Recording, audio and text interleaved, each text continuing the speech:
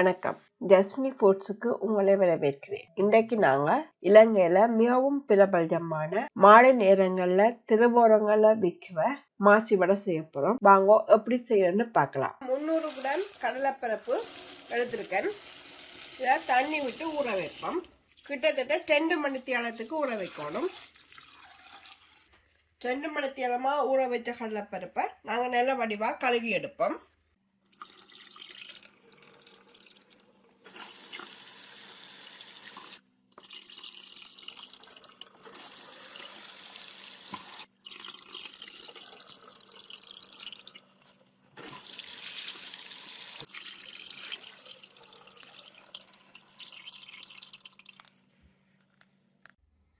மாசி வடை செய்கிறதுக்கு என்னென்ன பொருட்கள் தேவைன்னு பார்ப்போம். 300 கிராம் கடலைப்பருப்பு 2 மணித்தியாலம் ஊற வச்சு எடுத்து வச்சுக்கேன். 2 மணித்தியாலத்துக்கு கூட ஊறினா அது பொரிக்கும் போது எண்ணெய் நல்லா இழுத்தெடுக்கும். 2 மணித்தியாலம் காணும் ஊற வச்சது. கருவேப்பிலை நான் 3 காம்பு எடுத்து வச்சுக்கேன். அது நல்லா கழுவி எடுத்து வச்சுக்கேன்.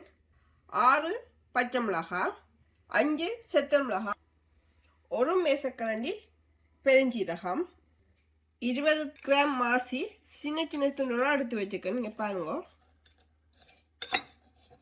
அவளும் பெரிய துண்டுகள்னு சொன்னால் மாசி வளைக்க போடும்போது அது வெடிக்க பார்க்கும். அதில் சின்ன சின்ன துண்டுகளாக எடுத்துக்க. 2 மீடியம் சைஸ் வெங்காயம், உப்பு தேவையான அளவு, 5 உள்ளிப்பூண்டு.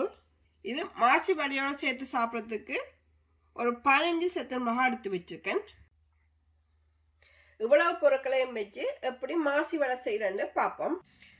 முதல்ல நாங்கள் பச்சை மிளகாயை வெட்டி எடுப்போம். சின்ன சின்ன துண்டுகளாக வெட்டி எடுத்து வச்சுப்போம். வெங்காயத்தை வெட்டும் போது சின்ன சின்ன துண்டுகளாக வெட்டணும். பெரிய துண்டுகளாக வெட்டக்கூடாது. பெரிய துண்டுகள்னு சொன்னால் அது வெங்காயம் வடையோடு சேர்ந்து பொரிக்கும் போது வடை வெடிக்க பார்க்கும். நல்லா சின்ன சின்ன துண்டுகளாக வெட்டினீங்கன்னு சொன்னால் வெங்காயம் நல்ல வடிவாக வதங்கி வரும். இப்படி சின்ன சின்ன சின்னனா வெட்டணும். அதோட கறிவேப்பிலையும் சின்ன சின்ன துண்டுகளாக வெட்டி வச்சிருப்போம்.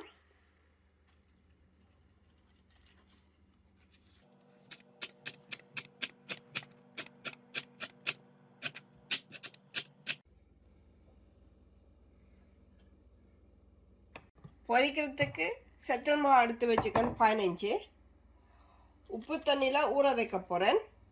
இந்த நுனிப்பகுதியை வெட்டி விட்டால் உப்பு தண்ணி உள்ளே ஊறி நல்லா டேஸ்ட்டாக இருக்கும்.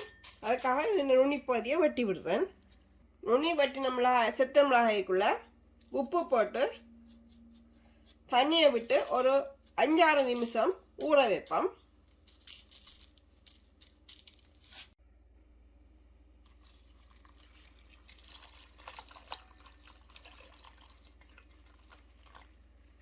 மாசி வடை செய்கிறதுக்கு தேவையான கடலைப்பருப்பை அரைக்க வலிக்கிடுவோம்.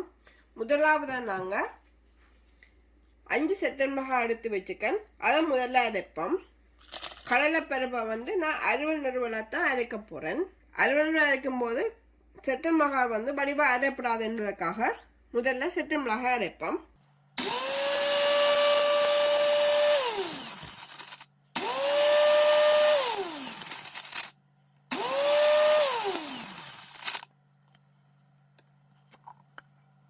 செத்த மிளகாய் ஓரளவுக்கு அரைஞ்சி முடிஞ்சுது.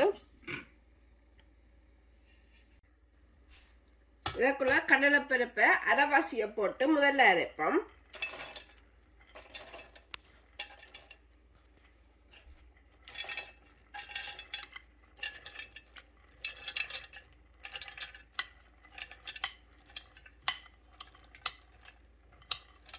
கடலைப்பருப்பை அரைக்கும் போது நல்லா பட்டாக அரைக்கக்கூடாது. அறுவல் நறுவலாக தான் அரைக்கணும்.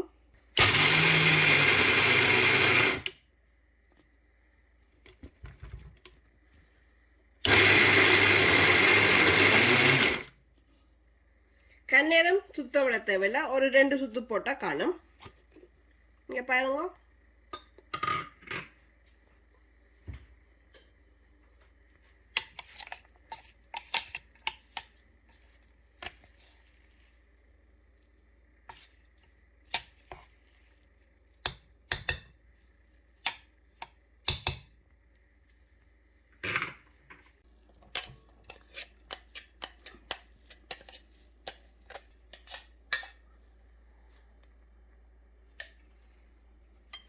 மிகுதியாக இருக்கிற கடலைப்பருப்பையும் இதுக்குள்ள போட்டு அரைப்போம்.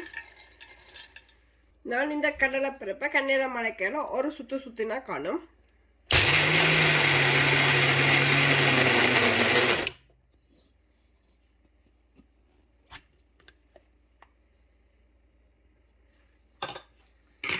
ஓகே, இதை இறக்குவோம்.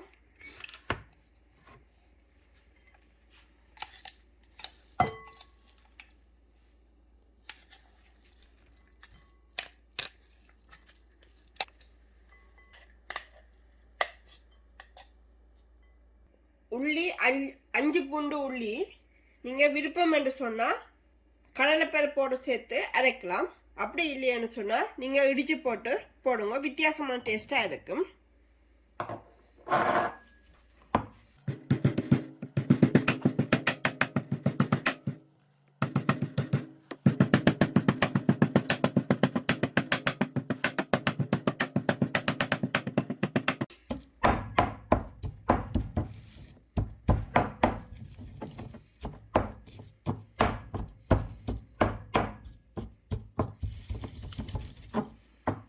உள்ளி இடிச்சு முடிஞ்சது. கடலைப்பருப்பு மா குழைக்கிறதுக்கு ரெடியான நேரத்தில் நாங்கள் எண்ணெயை கொதிக்க வைப்போம்.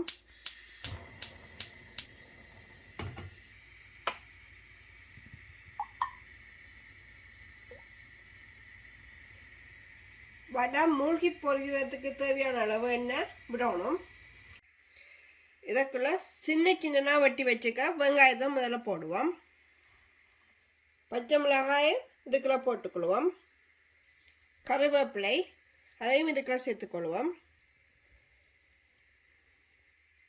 ஒரு மேசக்கரண்டி நச்சீரகம் அதையும் இதுக்குள்ள சேர்த்துக்கொள்வோம். அதோட உள்ளி பூண்டை நல்லா அடித்து வச்சுக்கன் அதையும் இதுக்குள்ள சேர்த்துக்கொள்வோம். உப்பு தேவையான அளவு உங்களோட சுவைக்கு ஏற்ற மாதிரி உப்புண்ட அளவை போட்டுக்கொள்ளுங்க. அதோட 20 கிராம் மாசி துண்டுகளையும் இதுக்குள்ள சேர்த்துக்கொள்வோம்.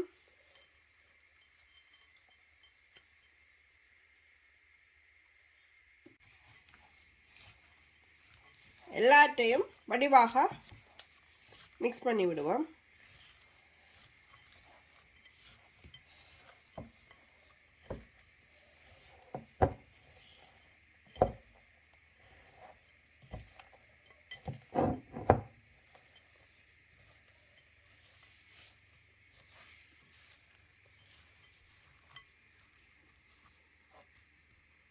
இந்த கடலைப்பருப்பு கலவையை பிடிக்கும் போது இறுக்கமாக பிடிக்கக்கூடாது, இலக்கமாக பிடிக்கணும். இறுக்கமாக பிடிச்சிங்கன்னு சொன்னால் எண்ணெய் உள்ளுக்க போய் வடிவாக பொறிப்படாது. இலக்கமாக பிடிச்சிங்கன்னு சொன்னால் தான் அதுவும் வடிவாக எண்ணெய் உள்ளுக்க போய் வடிவாக பொறிப்படும்.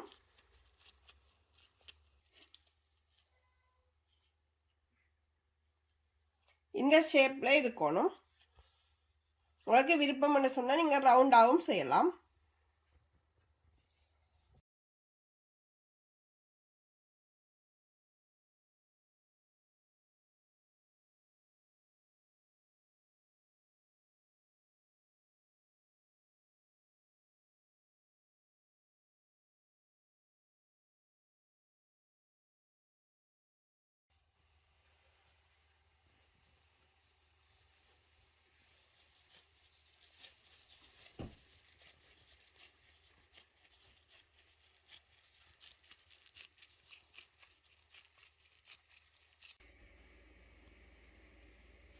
எல்லா மாசி வடையும் செய்து முடிஞ்சது. வாங்க இனி பொரிக்கலாம். எண்ணெய் கொதிச்சிட்டு எப்பயுமே அடுப்பை நடுத்தர சூட்டில் வச்சிருக்கணும். வாங்க மாசி வடையை போட்டு பொரிப்போம். மாசி வடை போடும்போது கிட்ட போடக்கூடாது, கொஞ்சம் தூரமாக போடுங்க. அப்போ தான் ஒன்று சேர்ந்து முட்டாமல் வடிவாக பொரிபடும்.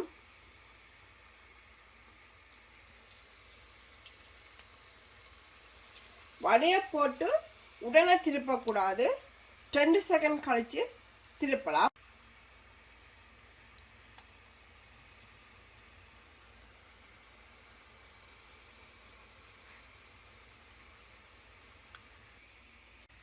உங்களுக்கு பார்க்கவே தெரியுது குமிழின்ற அளவு குறைஞ்சிட்டு வந்துட்டு. அப்போ இந்த வடை வந்து வடிவாக பொரிஞ்சிட்டுன்னு அர்த்தம். இதை சட்டிக்குள்ள இறக்குவோம்.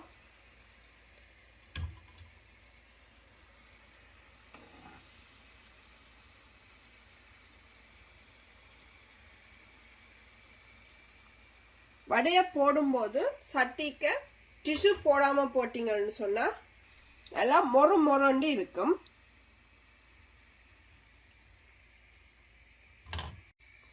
இதே மாதிரி மற்ற வடைகளையும் பொரிச்செடுப்போம்.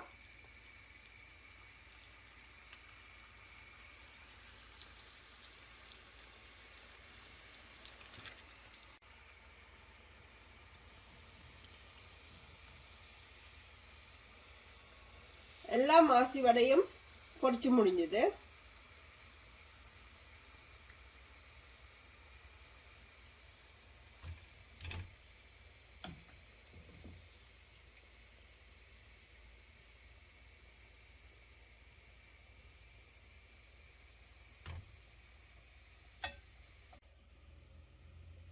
உப்பு தண்ணியில ஊற வச்ச செத்த மிளகாய் எடுத்து தண்ணி வடிய வைப்போம். அப்பதான் பொரிக்கிறதுக்கு தண்ணி இல்லாம பொரிக்கணும்.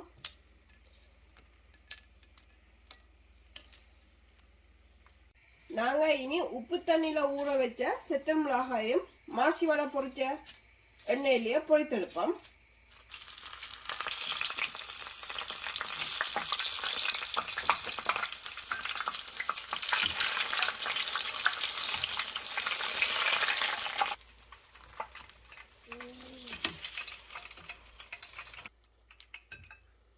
இந்த மாசி வடையை நீங்கள் ஈவினிங்லேயோ அல்லது மழைக்காலங்கள்லையோ செய்து சாப்பிட நல்ல சுவையாக இருக்கும். அதோட இஞ்சி பிளேண்டியோட சாப்பிடணும், இன்னும் டேஸ்டாக இருக்கும். வீட்டில் செய்து பாருங்க. எப்படி இருக்குன்னு சொல்லி கீழே இருக்கிற கமெண்ட் செக்ஷனில் கமெண்ட் பண்ணுங்க. இந்த வீடியோ பிடித்திருந்தால் உங்கள் நண்பர்களுடன் பகிர்ந்து கொள்ளுங்க.